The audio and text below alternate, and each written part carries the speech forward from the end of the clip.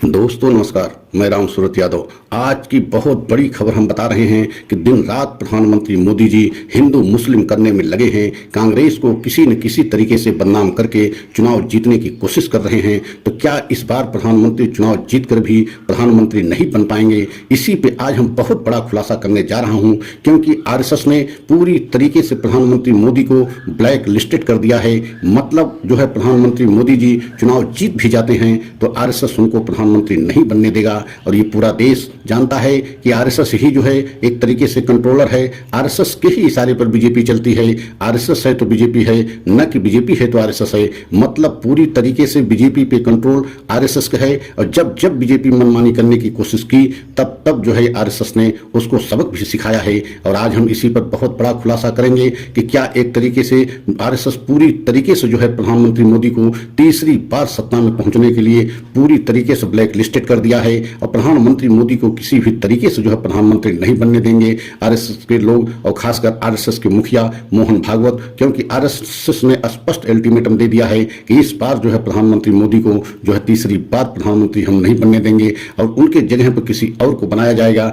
और वह कौन होंगे इस पर भी हम खुलासा करेंगे। लेकिन अगर आप हमारे चैनल पर पहली बार हैं तो चैनल को लाइक सब्सक्राइब कर लें, वीडियो को अंत तक जरूर देखें। तो सबसे पहले आपको ये बताना बहुत जरूरी है कि आरएसएस से पूरी तरीके से जो है एक तरीके से बीजेपी को कंट्रोल करती है। आरएसएस के इशारे पर बीजेपी काम भी करती है। और आरएसएस के अगर जो है बीजेपी पे हाथ नहीं है, बीजेपी को अगर आरएसएस नहीं चाहती जीतने के लिए, तो बीजेपी कभी भी कोई चुनाव जीत भी नहीं सकती है। और यही हुआ, 2 चरणों में आरएसएस ने एकदम जो है अपने जो है कार्यकर्ताओं को या आरएसएस के जितने जो है लोग थे उनको एक तरीके से चुनाव प्रचार से दूर रखा।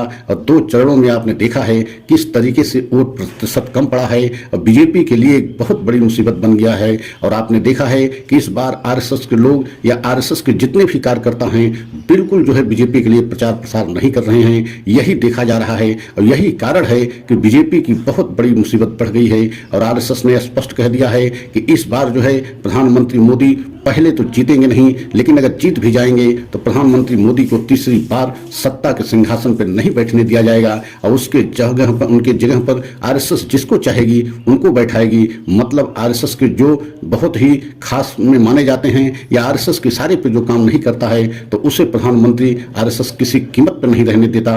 और आपने यह भी देखा है कि 2004 के चुनाव में यही हालात थे। मतलब अटल बिहारी वाजपेयी अपने मन से जो है बीजेपी को चलाने की कोशिश किया। और 2004 में पूरे देश में जो है आरएसएस ने प्रचार प्रसार बीजेपी के पक्ष में नहीं किया। और परिणाम स्वरूप जो है बीजेपी को बहुत बड़ी हार हुई और कांग्रेस को जो है जीत हुई। और इस बार भी 20 साल के बाद भी वही स्थिति पुनरावृत्ति हो रही है।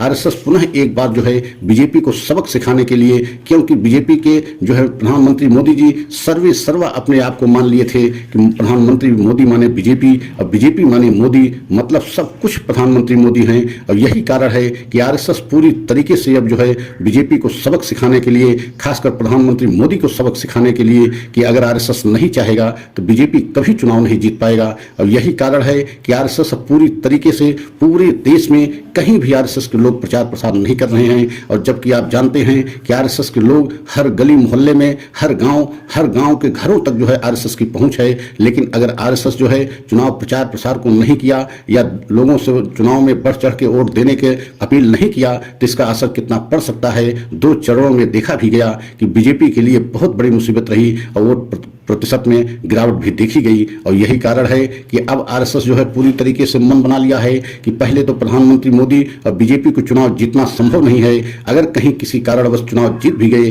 तो प्रधानमंत्री मोदी को आरएसएस किसी भी कीमत पर प्रधानमंत्री नहीं बनने देगा। और यही कारण है कि 2004 में भी जो है अटल बिहारी वाजपेयी जो उस समय के मौजूदा प्रधानमंत्री थे उन्हें भी लगा था कि आरएसएस माने कुछ नहीं, सब कुछ जो है पीएम होते हैं, बीजेपी के मुखिया ही सब कुछ होते हैं। और अंतोगत्वा परिणाम यही आया कि आरएसएस ने अपना हाथ खींच लिया, चुनाव प्रचार से दूर रखा और बीजेपी की बहुत बड़ी हार हुई। और उसके बाद कांग्रेस जो है चुनाव में जीती, 10 वर्ष शासन किया। और प्रधानमंत्री पुनः वही गलती कर रहे हैं जो गलती अटल बिहारी वाजपेयी किए थे, क्योंकि आरएसएस को नजरअंदाज करके कभी भी कोई चुनाव बीजेपी जीत ही नहीं सकती। आरएसएस का यही कहना है और सत्य भी कहना है, क्योंकि आरएसएस के बिना जो है बीजेपी कभी कोई चुनाव जीती नहीं है। और यही कारण है कि आपने देखा है कि इस बार के चुनाव में नागपुर से नितिन गडकरी चुनाव लड़ रहे हैं, जो केंद्रीय मंत्री हैं सिर्फ उन्हीं के प्रचार प्रसार में जो है आरएसएस देखी गई। उनके जो है लोकसभा चुनाव में बढ़ चढ़ के जो है आरएसएस के लोग और कार्यकर्ता सक्रिय रहे और उनके अलावा महाराष्ट्र में कहीं भी जो है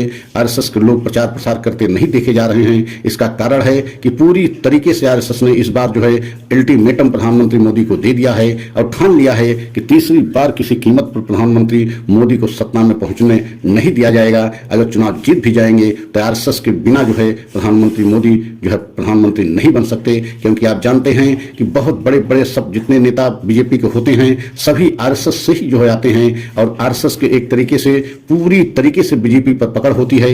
मतलब जैसा आरएसएस चाहती है वैसा बीजेपी करती है। लेकिन प्रधानमंत्री मोदी ने 10 वर्ष में मनमानी तरीके से बीजेपी सरकार चलाई, लेकिन अब इस बार चुनाव में प्रधानमंत्री मोदी को बहुत बड़ी मुश्किलों का सामना करना पड़ रहा है, क्योंकि अगर आरएसएस ने बगावत कर दिया, आरएसएस अगर चुनाव प्रचार प्रसार रोक दिया, बंद कर दिया, तो इसका मतलब है कि बीजेपी के जो और बड़े बड़े नेता हैं जो आरएसएस से पूरी तरीके से सीधे संबंध रखते हैं और आरएसएस के इशारे पे काम करते हैं, तो आप समझ सकते हैं कि पूरी बीजेपी में इस समय एक तरीके से बगावत शुरू हो गई है, क्योंकि आरएसएस मतलब पूरी बीजेपी और बीजेपी मतलब आरएसएस। यही कारण है कि अकेले प्रधानमंत्री कितनी भी ताकत लगा ले चुनाव जीत नहीं सकते और जीत भी जाएंगे तो आरएसएस के बिना जो है प्रधानमंत्री बन नहीं सकते। आने वाले समय में इस बहुत बड़ी परिस्थिति ऐसी बनती जा रही है। अगर हमारा वीडियो अच्छा लगा हो तो लाइक सब्सक्राइब करें, कमेंट के द्वारा अपनी राय दें। अगला वीडियो पुनः लेकर के आएंगे। जय हिंद, जय भारत।